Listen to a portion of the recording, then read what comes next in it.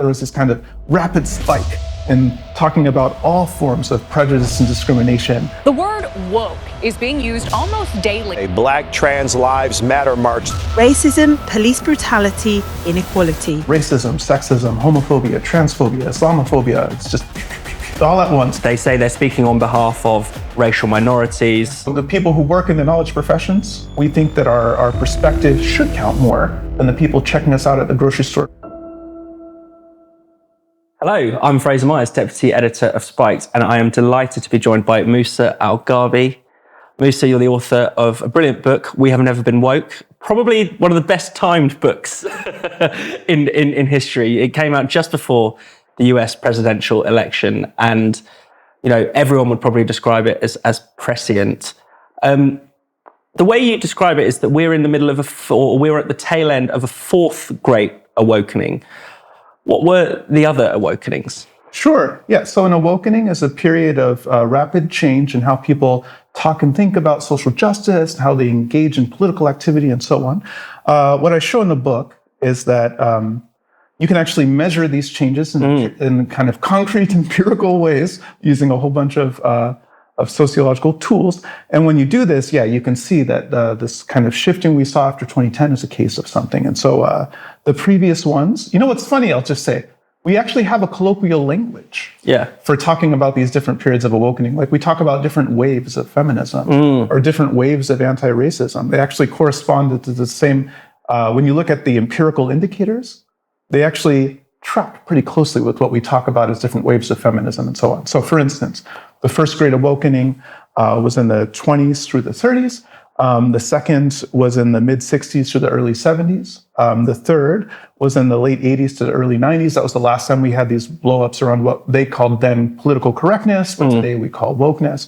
And then we had the most recent one starting after 2010. And what are some of those empirical indicators? Because obviously the way we talk about it is the vibe shift, something that you just sort of feel in the ether. What are the actual concrete data that you're able to point to? Yeah, so for instance, a colleague, David Rosado, and I, we analyzed, we used machine learning tools, I should say, to analyze 27 million news articles from 47 media outlets over the past 50 years.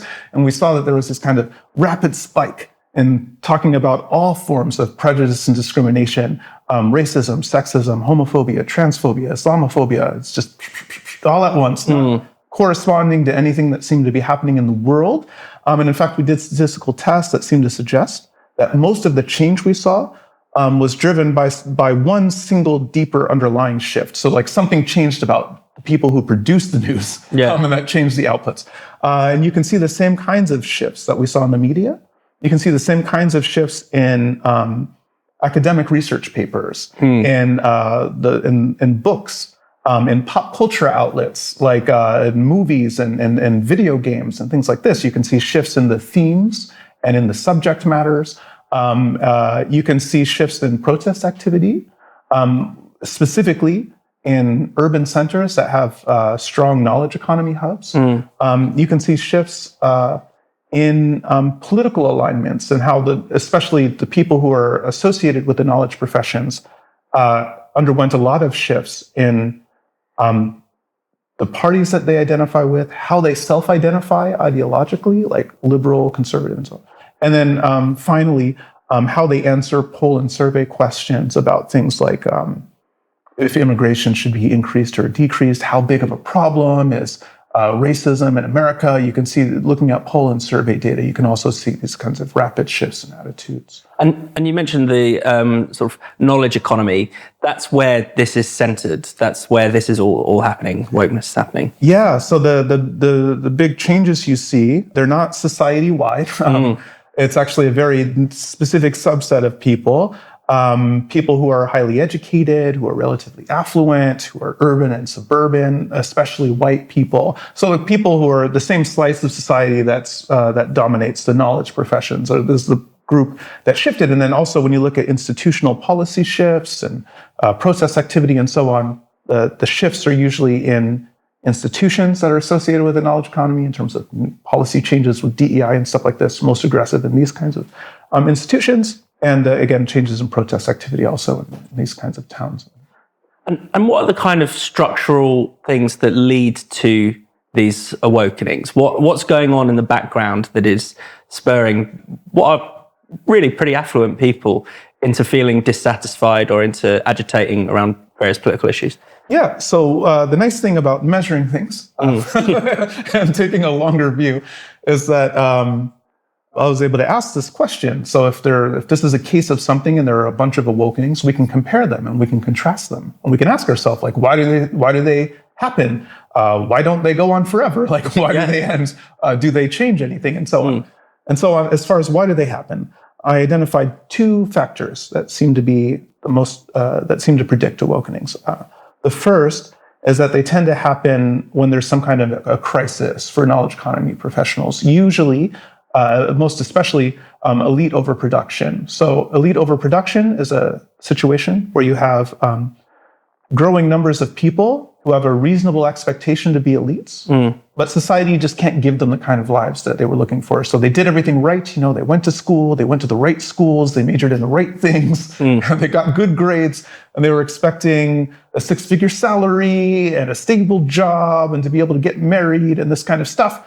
And it turns out that, it's just not in the cards for them, or it doesn't seem to be.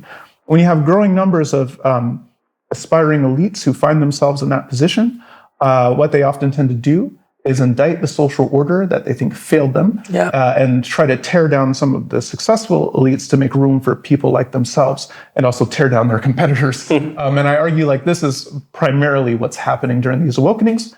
But elite overproduction isn't sufficient to explain awakenings, in part because of this other thing that we see in when we look at social science data, which is that the fates of elites and non-elites tend to operate counter-cyclically. So often when times are kind of bad for elites, they're just fine for everyone else. And so if elites are in this situation where they're having a tough time, but everyone else is doing fine, then no one really cares about their struggles. Like no one's breaking out their violin like, oh, poor elite, you have to get a normal job and live a normal life like everyone else. Oh my gosh. They just tragic. It's just, they don't care. But there are some times when these trajectories get collapsed, when things have been kind of growing bad and worse for ordinary people for a while, and all of a sudden they're bad for elites too. And so when you have those moments of confluence, that's when awakenings happen, because you have these frustrated elites, but they have more leverage over the system than they ordinarily would, because there's all these other people in society who also have a bone to pick. But the people who have been calling the shots who are also really dissatisfied with the way things have been going, and so that gives these frustrated elites a lot more leverage over the system than they would normally have. And certainly with the case with wokeness, it's not as if people are making claims about themselves or talking about, they wouldn't say directly that I deserve to have XYZ position or XYZ power. They say they're speaking on behalf of racial minorities or other sort of minority groups. How do you explain that and account for that? Is it just a sort of a status signaling thing? Is it a way of disguising real interests? How do you explain it? The people who work in the knowledge fields just have really interesting jobs, in the sense that when you look at the creation of a lot of these fields, like law and psychology and like these journalism, these kinds of knowledge professions, when you look at the beginning of the fields, when they first got created as professions in a recognizably modern form, one of the things you see is that, compared to most other workers, people who work in these professions, we get paid a lot more than most people. We have a lot more autonomy in terms of how we structure our time and what we do and so on. We have a lot more social prestige. And from the beginning of our professions, we've said the reason you should give us these things is not for our own sake. No, never for us. But because if you give us these things, if you give us this autonomy, this pay, and so on, it will better empower us to help everyone in society, including and especially the least among us, the marginalized and the disadvantaged. And so from the beginning of our profession, our bids for power and status and resources and opportunity were just bound up with these claims about doing social good, and especially helping the least advantaged. And so this gives this created a unique form of status competition in our professions, where for 100 years now, it's been the case that people who who are especially effective at presenting themselves as allies for the marginalized and the disadvantaged are seen especially worthy of power and status and opportunity, and people who are successfully painted as having the wrong motives or being in bed with the wrong people and so on are seen as especially unworthy of jobs and power and status, and can find their position fragile. And this has been the case for 100 years. And so when these moments of popular immiseration happen, these are real moments of opportunity for us, because again, if our bids for power and status are built up with helping the marginalized and the disadvantaged, we can point to a lot of normie people in society and say, look, they're suffering. You're doing a bad job. We need more power and resources in order to fix this problem, right? Like, so that's one of the reasons why this confluence is. And the last thing I'll say about this, it is the case that in these periods, we're trying to advance our interests and further our goals. You can see this very clearly. I lay it out clearly in the book. But one thing that's important for me to underline, that I do underline in the book, is that it's not the case that knowledge economy professionals are being cynical or insincere, though. Right? So, like, for instance, when we say we want the poor to be uplifted, we want the people in the margins of society to live lives of dignity and inclusion, we're not lying. When people were crying after George Floyd was murdered, like, that was a performance, but it wasn't just a performance. They were actually sad. And what I argue in the book is not that symbolic capitalists, these knowledge economy professionals, it's not that we're cynical or insincere. The problem is that our social justice commitments are one set of sincere commitments. We also have this other set of equally sincere commitments that is kind of in tension with that. Namely, we want to be elites. So the people who work in the knowledge professions, we think that our perspective should count more than the people checking us out at the grocery store. We should carry more weight. And we think we should have a higher standard of living than the people delivering our packages or driving us around. And we want our children to reproduce our own social position or to do even better than us and so on. And these two drives, the drive to be an egalitarian and the drive to be an elite, they're in fundamental tension. You can't actually be an egalitarian social climber. It's a contradiction in terms, right? And so what I argue is that when these two sets of sincere commitments come into conflict, as they often do, it's often our desire to be an elite that ends up winning out and kind of transforming how we pursue these social justice goals. So we end up pursuing them mostly in ways that don't cost anything for us, risk anything for us, require us to change anything about our own lives and lifestyles and aspirations and so on. Mostly we kind of hope that we can achieve these goals by if we can just take things from other people in the right way. So what do you think comes next? I mean, we're talking about the vibe shift. There's even talk about a woke right, similar dynamics, but being reproduced in a different way with a different underlying politics. What is your sense of the current moment and where things are going?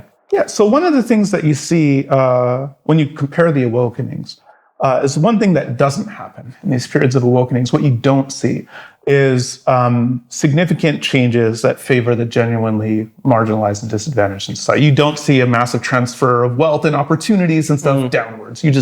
That never happens. Didn't happen in this period of time. Didn't happen in any of the previous ones during these periods of awakenings. And so these awakenings are often met with backlash. We often describe that backlash as people being upset about all the gains that were made for women and minorities and so on. But actually, when you look, there were basically no gains that happened during these periods. So the backlash is not that. The reason why you see backlash across all of these episodes is that even in normal times, the people who work in fields like journalism and academia, we tend to think about politics and participate in politics in ways that are just very different from normal people. During these periods of awakening, those gaps grow bigger because we change a lot. Most of the rest of society stays on the same trajectory they were on. And not only do the gaps go bigger, but people care about them more, mostly because of how we conduct ourselves. So we become very militant about mocking and censoring and deriding and coercing people who disagree with us, sometimes about views that we ourselves just adopted 10 minutes ago. And people notice this, and this creates a opportunity for right-aligned political actors usually to campaign on bringing institutions like ours under control. So these kinds of narratives about how the media has become a propaganda arm for liberal parties and universities have become indoctrination machines. These kinds of narratives become popular after each of the awakenings, and they become popular in part because they actually are cued onto realities at that time. So during those periods, it actually is the case that, for instance, academics are become more oriented in trying to push political beliefs, and journalists become more activist oriented during these periods. That's not misinformation. It's the thing that's actually happening that people pick up on. But what you usually see in the aftermath of the awakenings is kind of durably reduced trust in mainstream institutions that kind of persists for a while. You see usually gains for right-aligned political actors in the short to medium term, but those also burn out for reasons that I could talk about.